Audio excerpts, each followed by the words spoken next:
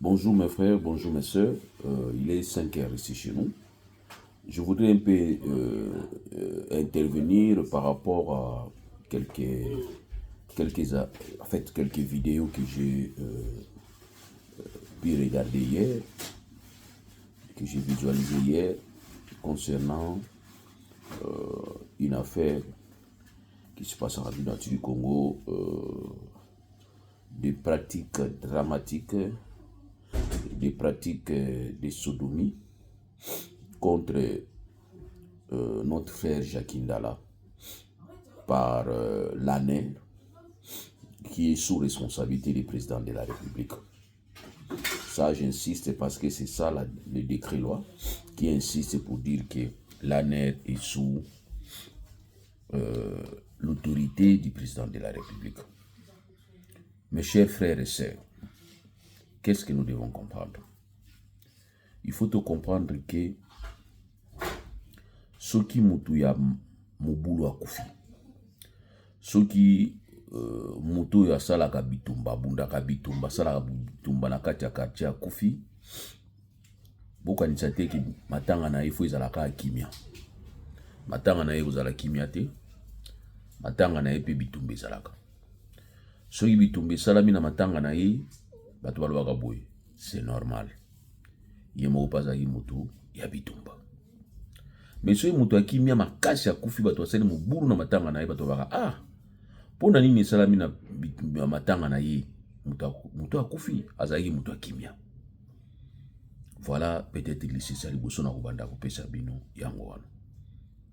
Donc aujourd'hui, ça ne m'étonne pas que les gens s'opposent contre les régimes en place. Parce que ces régimes en place, c'est un régime, quand il était dans l'opposition, quand ils étaient dans l'opposition, c'est un régime qui brillait par l'opposition atroce. Et nous l'avons même surnommé opposition radicale. Donc aujourd'hui, ça ne m'étonne pas.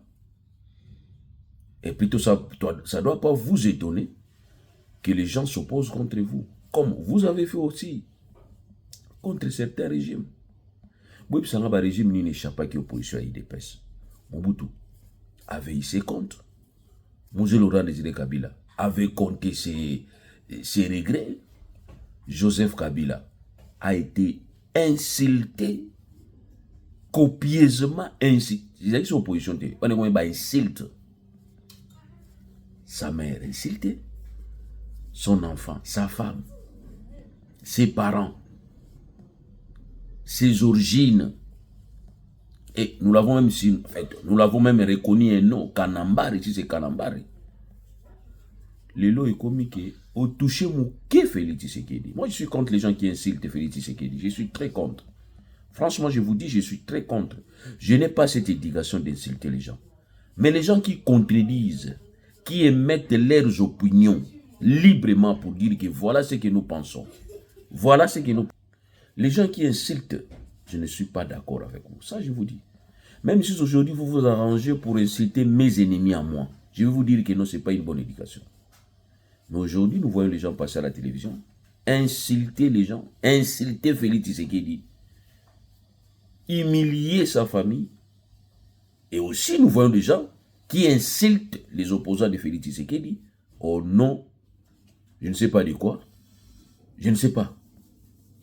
Le cas de Denis Mukendi. Je ne sais pas, moi je me pose la question. Lelo boni ko lukaye, na moni a vu des recherches, na moni ba kangaye ba ya na ye, mais c'est monsieur, c'est madame, cette dame. Si en principe, donc je disais que si en principe, elle devrait répondre, il y a longtemps. Il y a longtemps. Je dis bien il y a longtemps. Mais soki lelo moi si o bakomi ko lukaye, moi je vous dis, bakomi ko lukaye parce que abimisi biloko moko oyo communauté internationale ezali ko enquêter. Ezali ko enquêter pour charger Félix Tshisekedi. Ezali stratégie à communauté internationale na ba régime nyonso ya Afrique. Parce que bino bolinga ba yebisa bino makambo te. Tika biso to yebisa bino yango bo comprendre. Pour déstabiliser Mobutu, il était question de créer situation à Titi Mboka na Équateur. Et na Lubumbashi plutôt. Na campus, na université à Lubumbashi. Massacre à étudiants. Ça, c'était pour mettre au dos de Mobutu. Pour déstabiliser Mouzé Laurent Désiré Kabila, il était question de créer situation à Équateur. Baoutou na Équateur. Qui Afdel et Landa qui Baoutou tine Équateur comme Mabango. Et vous bien, pour déstabiliser le régime ya Kabila et Joseph, il était question qu'on crée une histoire. Je ne sais pas si c'est vrai, si c'est faux, mais du moins, cette histoire a tenu la tête. Et Charjaki, Joseph Kabila, c'était quoi? Ezaki Makambuya, nini, ba nini commune, so ba tom commune na Maluku, ba nini, Makame Bele, Chebeya, ba histoire de Bele, ba Charjaki. Et aujourd'hui, on cherche des éléments pour charger Tshisekedi. On cherche, je vous dis. On cherche les éléments pour charger Tshisekedi. Pour diminuer l'arrogance. Parce que la communauté internationale commence à se rendre compte que Tshisekedi devient arrogant. Tantôt, on peut s'attendre à ça au Kenya. Russie, tantôt, il y a la Chine, la déclaration là, et quand il vient ici, devant les journalistes, il déclare Chine est un pays démocratique, so il y a Chine, la déclaration, on est bien. Mais ça va bien, le président ou Aza déjà bien bandakala na peuple na yi. Yozo na ba Burkinabe. Mais solo na ba Burkinabe. Là na par exemple ba Burkinabe. Eh mais oui. Sozo là na ba Niger. Là na par exemple na bango. Eh oui. Sozo là na Mali. Là na par exemple na bango. Moi je ne te demande pas qu'il y ait comme valet à ba européen. Non, moi c'est pas ce que je demande. Mais na lobi que place où nous comme on a avant tambulo il faut que tu aies base na yo IDPS base na yo on va déstabiliser de l'interne. Vous êtes déstabilisé de l'interne. Donc je disais que atrocité, mauvais comportement, torture, on va acquiser service et renseignement. Il y a RDC. Les responsables numéro 1 en gros, il y a Félix Tshisekedi. Et c'est normal. Moi, je pense que c'est normal. Parce que tout ce qui s'est passé pendant la Kabila, règne à Kabila, c'est Kabila. Kabila, ça, on a dit que Toyebi Sagaye, qui est Tabomaka Chebeya. Kabila Yebi. Et ça la vraie, ça la faux. Mais Biso Kabila Yebi, qui est au point Takaye, Moussapiki, Yem Tabomaka Chebeya. Nam Moutunaye, John Numbi. Impossible. Mais aujourd'hui, tu te permets seulement de donner une petite opinion politique sans insulter Félix Tshisekedi Tshilombo. Tu as des problèmes. Sérieux problèmes. Il y a un moment où il y comme on est bimi vraiment kendi parce que comme la tendance il y a comme masqué même les réseaux sociaux so on comme tout la fleur noire. Oh, tout n'a la fleur noire dans la RDC, fleur noire est là. Tu es qui? Tu es de quelle tribu dans RDC? Oh non, comme on a Philippe la fleur noire. Comme on a joli.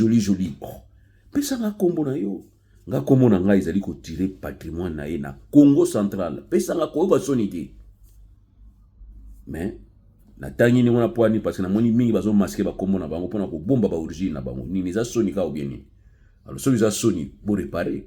Je suis content d'avoir bazali ko se désolidariser na ba pratique ya mabe même ceux ils abandé qu'on bazali ko pratiquer. La fois passée, je vous ai dit qu'il y a déjà il y a tribalisme, je vous ai dit qu'il y a tribalisme actif et il y a tribalisme passif. Les tribalismes passifs, il y a un salam micro na RDC. Quand on s'attaque à un mal commis par un frère, tout le monde va condamner un frère on a bien défendre au nom ya nini, au nom de la solidarité tribal. Tant qu'on va défendre babi qui va linga bisoté.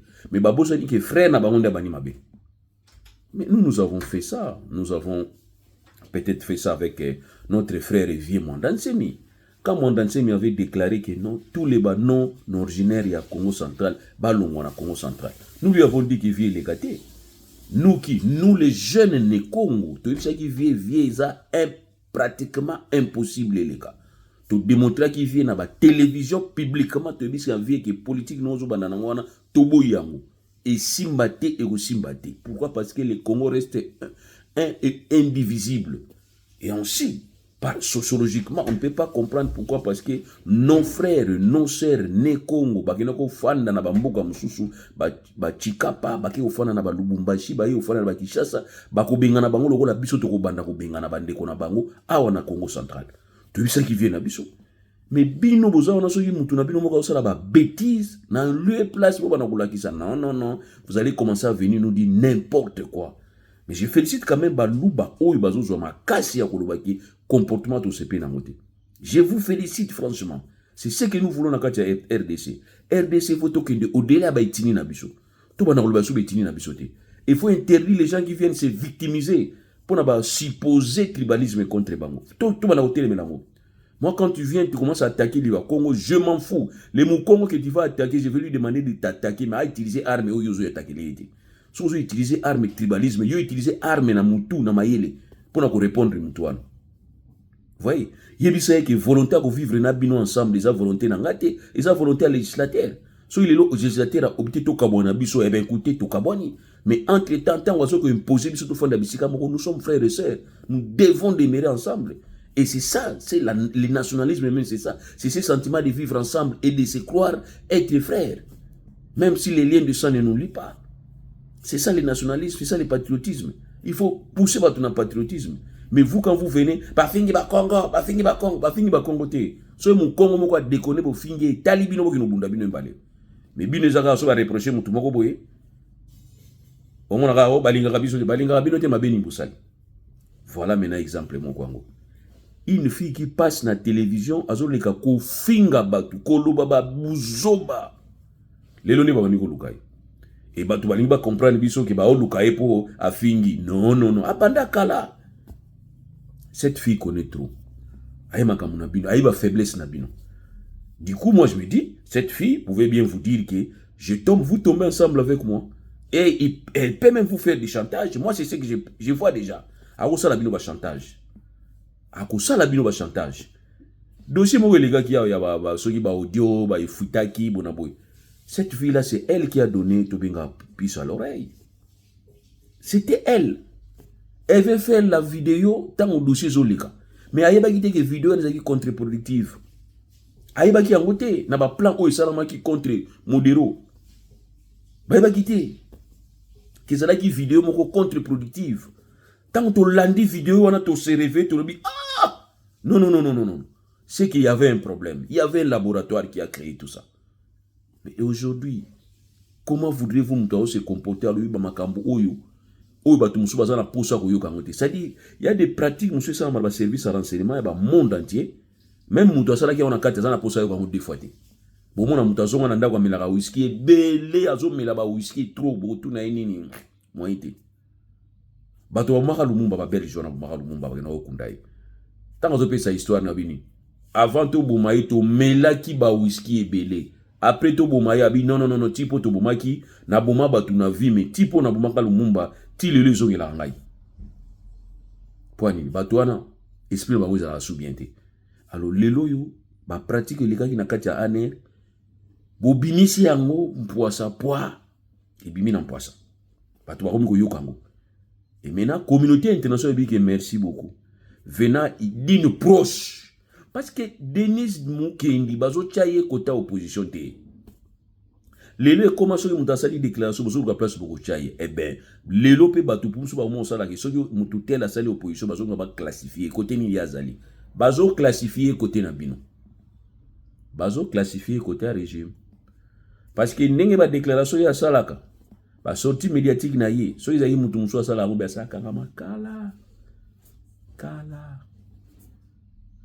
Tant qu'on voit qu'il y a que président tribunal Kingandi, président ya soki parquet Kingandi, boye mukonja nani Kingandi. Tant qu'on voit qu'il y a alors qu'il était dans le sens que bino bozolo bela biso non, alors qu'il que kosagana ngaite. Eh ben oui, c'est ce qu'elle avait dit. Okokende kuno okota na kati parce que kuna e boyeza, c'est ce qu'elle avait dit. To va appeler lingala te. Voici lingala to yebi to yebi lingala kitoko. Tutanga lingala na classe. Watang sabiso na lingala te. Moko na moko epesi me balé. Nana tutanga ga yango. Donc je répète pour vous dire que c'est un dossier qui est suivi. atrocité, arrestation, violation des droits de l'homme na République du Congo babenga yango ekomi archivé. Bazali ko archivé yango malembe. Et erreur au RDC sali susu baki kosala o babenga kinzodi sa na niveau ya conseil national ya conseil na ONU na niveau ya organisation nationale des Nations Unies baki ko solliciter na kati ya conseil wana ya droit de l'homme poste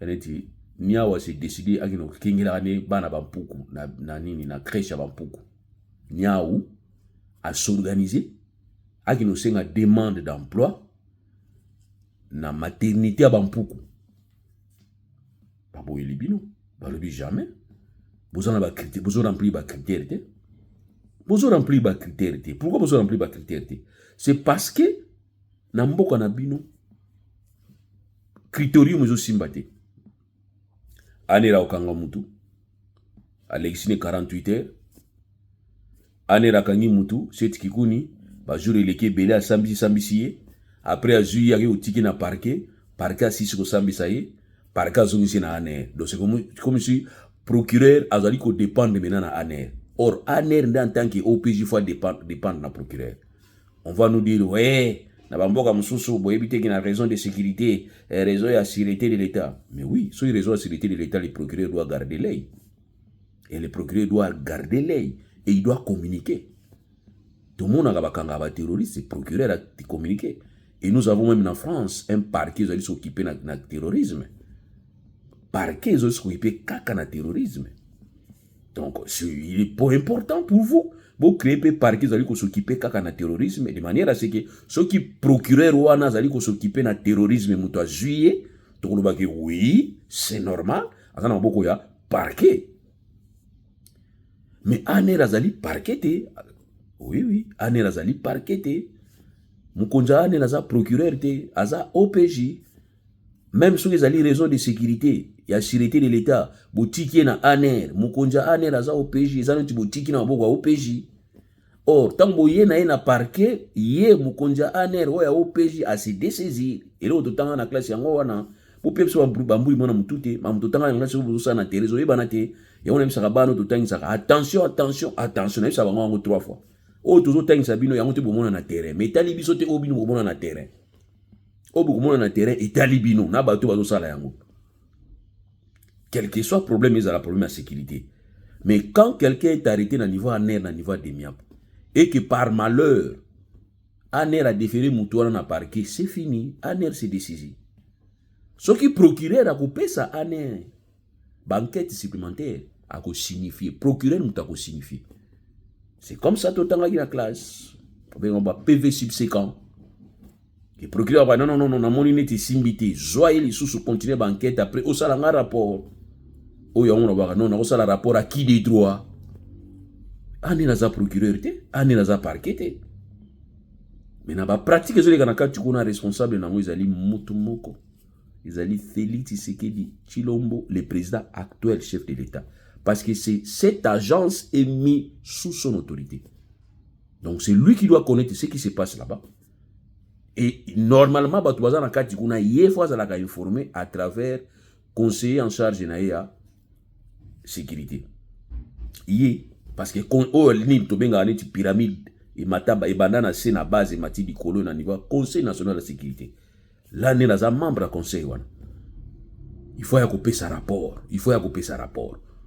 Que na kati ya ba application na ngai na Kinshasa autant, bandundu autant, bango nyonso basala nini? O ayiba kisoso non. Avec la place à mutayiba kisoso allez. Bobi misaye.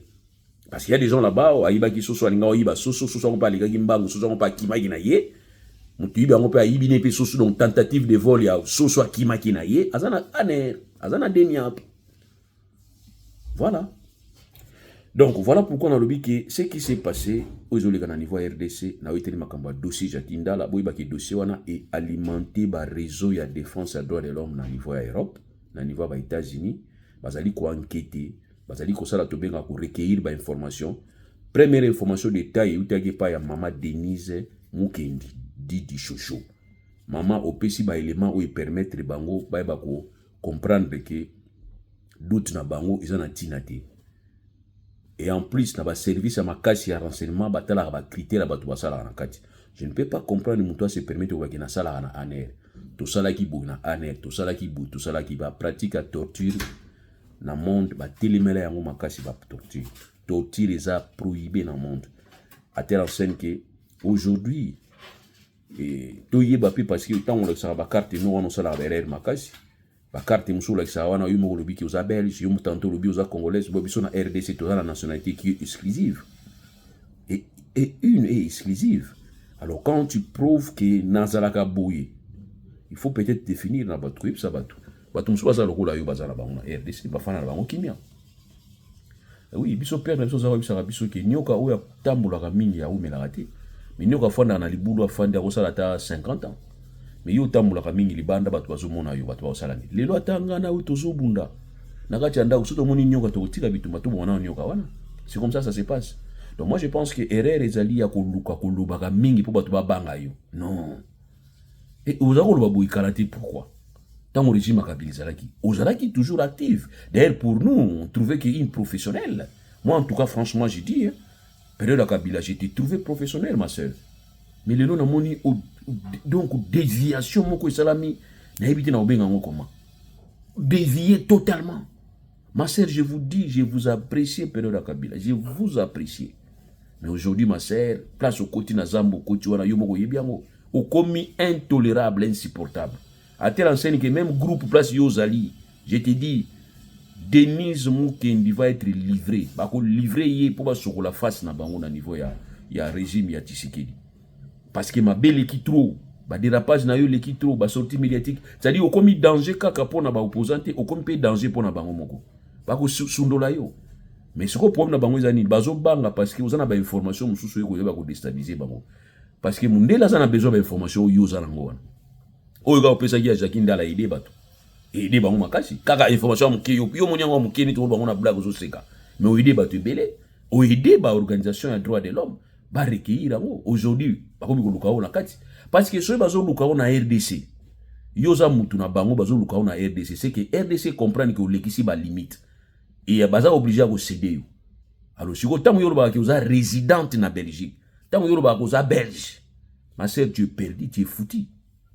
Parce que en Belgique, tu as la justice universelle. Donc il suffit seulement Jacques Ndala. Il va contacter un avocat en Belgique, il va porter plainte. C'est suffit, madame, tu es quitte. C'est fini, terminé. Quand on a RDC, donc moi je pense qu'il y a certaines choses qu'il faut avoir maîtrise dans la vie. Au salaire na aner bayi bayote. Ubumaka batu na aner kokomango na fiche ya bana na classe teki. Ngai papa na salaire na aner na bumaka batu. C'est pas la peine. C'est pas la peine bayi bayo mandiko na ngai. Izaka nini? Trafic d'influence kaka. Nena répondre pas ya pasteur moko azaki na Afrique du Sud mais na moni mikolo comme un vrai Tshisekedi c'est le lopeto yebike azane ndi kwa Tshisekedi. Félicitations, ils ont droit na yo. Mais papa yo pe na zako apprécier yo, ko apprécier te na zako landaka yo trop. Pasteur moko boy Afrique du Sud azako finga kakabila na ndinga mokete. Pasteur moko boy na boseni komona na moni pe vidéo na yo zolo na makambo ya Shakinda. Alanda ki yango pe. Uzao finga kabila kitoko papa. Uzaye mo fini ma munene ya kabila. Parce que nous auparavant on comprenait que être opposition et être dans l'opposition c'est insulter. Eh mais oui. Kabila quand il était au pouvoir, Mouzé, Mobutu, nous on savait que être opposant il faut insulter. Tu vois qu'il y a mon IDPS. Mobutu va bien qui est voisin, va bien qui est Ibu. Ok Mobutu, va bien qui va combattre belé. Biso eba ga nengwana. Ça dit que aux opposants il faut finga culture au IDPS ça pesi biso yangwana. Bo IDPS né no pesi biso culture.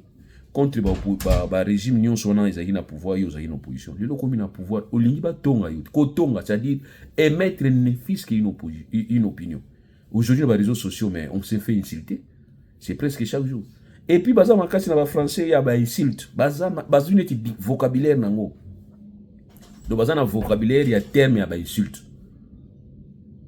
on a non tu n'as pas le cerveau on a non comment tu étales ton incompétence, tu étales ton tuginine, baza makasi na ba lexique ya terme ya ba insulte. Mais vous insultez les gens, vous insultez maman Olive Lembe Kabila. Semble-t-il que cette fille-là ne serait pas l'enfant à Kabila. Qui a dit ça? C'est vous. Qui avait dit ça? C'était vous. Mais bino liba touché bino. Au moins, il va point faible na bino. Au moins, point faible na bino bisiki ça. Alors, pasteur wana na landi alobi que Jakinda la serré. Serré. Oya lobaki pour na Jakinda. Donc, pour lui, ndé ba sodomi, Jakinda la ndé ba sala ki na niveau aner kuna pour na pasteur wana isa gravité. Pour na nini parce que Jakinda la zalaka déjà yango. Et en plus, tu l'as dit maman Denise kolobaki, maman Denise di Chocho pour tout ça la différence dans maman Denise Abatou. Kolobaki non? Ba fongolio, ba aider yo, o tigali pe yango. Donc ça dit, c'est ce que l'autre pasteur au Afrique du Sud wana zako finga Kabila aye ko confirmer kolobaki non, Jakinda la serré. Donc pour na yé pasteur wana, pasteur a eu pe na za musali ya Nzambe.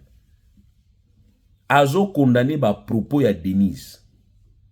Mukendi na ba dérapage na yé, azo sa baluba soni. Mais pour na oyo ndala Jakinda la a subir comme sodomie. Pour na yé pasteur wana, c'est normal parce qu'ils allaient conséquences ya musala ou ya salaka. Selon pasteur wana. Mais pasteur peut-être utangi kitoko te. Tu sais le viol. Viol. Qu'on définit viol. Oui, qu'on définit viol. Viol les aga mobali a violé moi cité non. Viol les aga ni on a dit. Même soko keye pa ya MPD. Ou bien on a PD. OK pa na yé. Soki okeye pa na yé. Na consentement te. Yebake ils a viol. OK. Yo mobali. OK koluka mobali. Bino mibali. Bozana oto bengaka groupes sociaux. Hein, bozana eti batu bozana babenga oni. Comment? To benga ngo attirance sexuelle na bino zakuna. Parce que mobala luka mwasi. So mobala ki luka mwasi et que ozui mwasi na makasi, ils a viol. Mais so ki yo mobali, oluka mibali, ori kozwa mobali wana makasi, po mobali wana pazaka na musala wana. Na volonté na été manque à consentement, ils a viol. Pasteur, pourquoi beaucoup de makasi ya koluka ko justifier mabe au régime ezosala? Makambo to mona ki mabe pa ya Kabila. Yango ezosala malelo. To lobate parce que azande kona biso. Mais attends, ça c'est quoi ça? Nous sommes où? Voilà pourquoi la lobby. Ce qui s'est passé, tout condamné en haut. Mais tout condamné en haut parce que bino beaucoup mis en danger. Je commence à me rendre compte que beaucoup mieux comprendre siko que maloba batuna bino bazo lobaka yango même ça bino a problème. Yango na benga ki régime ya Gaston Lagaffe. Donc bozo salaka ba gaffe nyonso c'est erreur. Mikolo na pesi yango ka kombo régime ya Gaston Lagaffe. Trop de gaffe. Bisika musubo zo mnoko bokanga. Semi. Mais bino vous allez ko briller na ba gaffe. Gaffe makasi busali yango.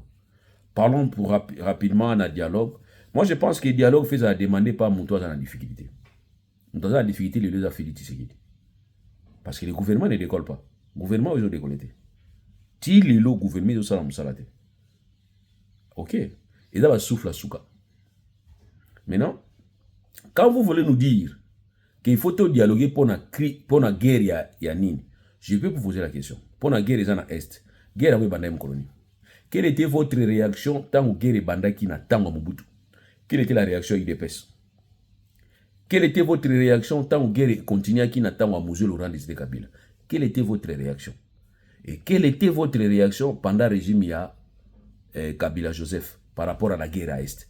Cette guerre ne date pas hier. Non, ne date pas d'aujourd'hui. Cette guerre il y a longtemps. Quelle était votre position? Comment voudriez-vous? Vous avez un bon belé. Vous avez aussi un babola. Le loko mubola olingi ba yilo mawa. Ponani. Point to banga bino. Hein, to banga bino. Voilà. Donc, c'est-à-dire, pour dire tout simplement que il faut éviter incitation à la haine. Il faut éviter qu'on boit que la moto ba problème, qu'on humilie mutu, ba imputation dommageable.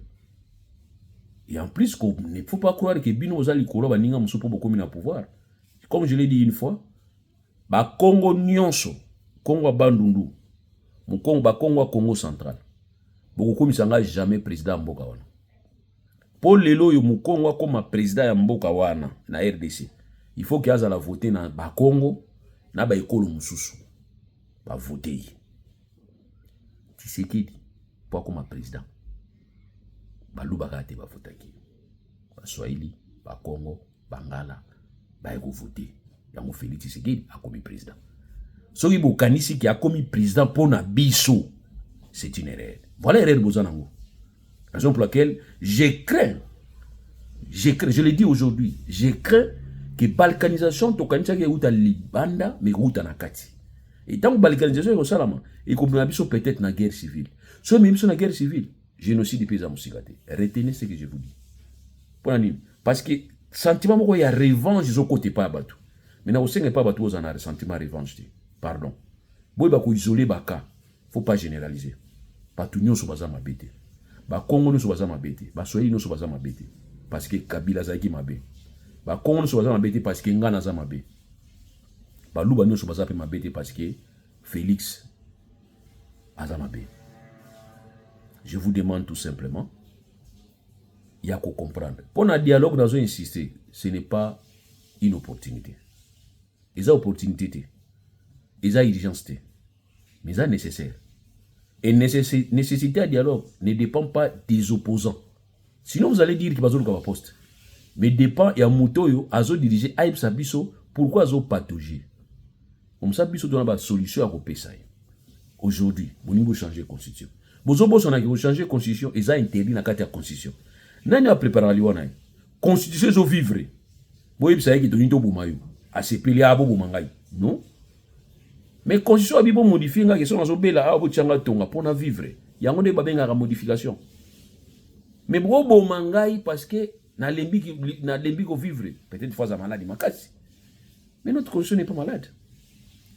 Asa constitution a apporté la modification mouké. Parce que nous avons dit que la modification telle qu'a apporté en 2011 par Kabila, ils ont modification la fouteuse. Il faut tout bomber. C'est ce qu'on appelle la modification. Mais le faire, il faut nous dire, voilà le point, on réfléchit. On réfléchit. Dans la période moko, il y avait un souci, il faut la période de Covid, il faut se abise. La période de Covid ou bien crise moko zalaki, dans niveau institution en France. Baki ko consulter ba professeur na Grenoble. On a période nga pena na Grenoble. Baki ko consulter ba professeur ya droit na Grenoble. Ba sali ko kisa ba professeur, ba scientifique, ba sala ki memo ba tinde le chef de l'État. Ba professeur. Donc pour dire que il y a des modifications ba sala na kati ya société, bo kinda pe ko sala calmement. Mais vous prenez des politiciens pour s'agir ba to sala modification. Et on ne sait pas modification ou bien changement. Maintenant ça crée problème. Opposition s'est saisie de ça. Abali ko Sabino qui tourne modification de tourne changement. Pourquoi? Vous le faites en catimini. Mais la modification à la constitution, ils ont loi catimini. Ils ont proposition à loi, ceux qui dans le parlement, ils ont projet ceux qui dans le gouvernement. Parlez librement. Que point ils ont dérangé biso. Toni to modifier, to chango sens boui. Comme ça nous débattons. Mais bino bo sala on a nenga batama. Et puis bo sa pe net sembla ko tindi ka on côté musu neti bino anganité. Mais nzoka bino.